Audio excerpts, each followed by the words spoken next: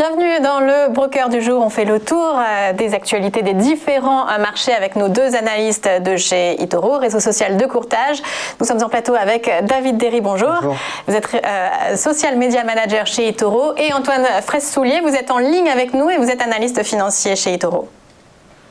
Oui, bonjour. Et on commence avec vous justement pour les market movers en Europe et un mois de novembre plutôt profitable sur le CAC 40 avec une hausse, on retrouve les plus hauts à 5000, près des 5500 en tout cas.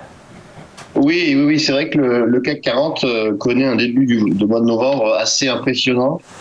Le CAC donc progresse de 1000 points, de 1000 points, quasiment 1000 points depuis ses plus bas, atteint le 30 octobre à 4005. On a fait 4005, 5005 en ligne droite. Alors c'est pour plusieurs raisons. Hein. Déjà, on a début novembre la victoire de Biden finalement, et le fait que Donald Trump n'aille pas jusqu'au bout de sa bataille judiciaire, a fait monter les marchés. Ensuite, on a eu l'annonce lundi dernier d'un premier candidat vaccin de la part de Pfizer, et hier une nouvelle annonce de la part de Moderna Therapeutics pour donc la découverte d'un vaccin à 95%. Du coup, ces annonces ont fait bondir les indices, et notamment le CAC 40, le CAC qui reprend donc de 23% depuis le début du mois. On va parler du secteur bancaire espagnol qui se consolide, en tout cas une fusion entre BBVA et Banco Sabadell. Alors pourquoi est-ce qu'elles choisissent justement de fusionner et comment c'est accueilli par les marchés ? Alors, c'est vrai que la consolidation dans le secteur bancaire européen a commencé depuis plusieurs mois. On l'a vu déjà, mais il y avait déjà deux banques espagnoles, c'était CaixaBank et Bankia, numéro 3 et numéro 4 banques du pays, qui avaient fusionné. Et puis hier, on a eu l'annonce. Alors pour l'instant, ce n'est pas encore finalisé entre les deux banques. Le conseil d'administration devrait prendre une décision dans le mois prochain. Ceci étant, les discussions sont assez avancées. Donc pour une fusion entre la numéro 2, c'est BBVA, la numéro 5, Banco Sabadell, qui devrait fusionner.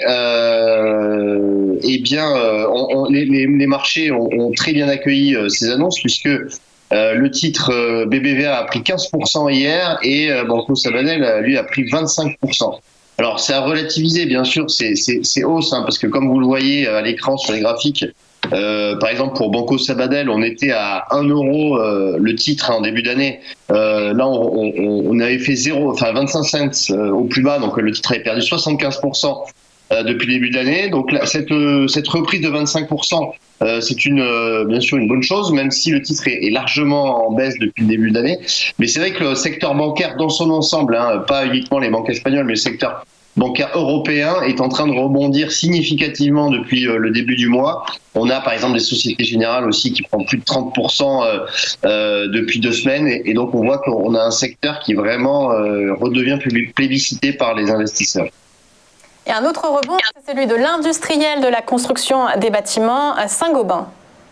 Oui, tout à fait. Alors Saint-Gobain, qui est une société du CAC 40 et qui, elle, effectivement, a inscrit un nouveau sommet de plus de 2 ans. C'était hier, à 40 euros. On sait que Saint-Gobain va profiter également du plan de relance du gouvernement dans la transition écologique. Saint-Gobain qui va en profiter, qui devrait être la société de construction et de BTP qui en profite le plus. On a un titre qui est d'ailleurs faiblement valorisé, puisqu'on est à 12 fois les bénéfices sur Saint-Gobain. Et puis le titre a aussi annoncé, la société a annoncé la cession de l'Aper, c'était une de ses filiales, et donc Saint-Gobain souhaite se recentrer sur son cœur de métier, qui est vraiment le BTP pour les professionnels. Par conséquent, les investisseurs sont revenus sur le titre Saint-Gobain, qui est donc déjà en hausse depuis le début de l'année, et qui inscrit surtout un sommet de plus de 2 ans en bourse.